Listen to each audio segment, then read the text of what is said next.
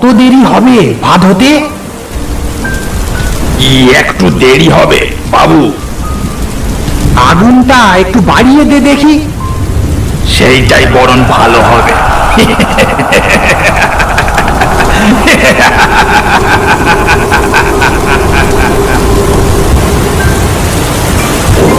বকুলপুর গাঁয়ে মেলা দেখে ফিরে যাব এমন সময় প্রচন্ড ঝড় বৃষ্টি শুরু হলো। আটকে পড়লাম মেলার মধ্যে। এখন ঘড়িতে রাত 9টা। বৃষ্টিটা একটু ধরে এসেছে। ছাতা মাথায় দিয়ে বেরিয়ে পড়েছি কাছে স্টেশন উদয়। মেলায় দু একজনের মুখে শুনলাম রাত 10টায় শেষ ট্রেন। রাস্তাঘাট জনমানুষ শূন্য।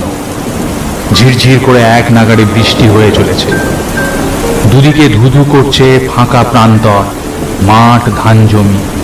ভেবেছিলাম বিকেল বিকেল ফিরে যাব, তাই টর্চ আনা হয়নি। ছাতাটা ছিল এই যা ভাগ্যি। অন্ধকারে জল কাদা মারিয়ে হেঁটে চলেছি সামনের দিকে। স্টেশনের কাছাকাছি আসতে দেখলাম দূরে প্ল্যাটফর্মে ট্রেন ঢুকে গেছে। এটাই শেষ ট্রেন। মিস হলে যে কি হবে।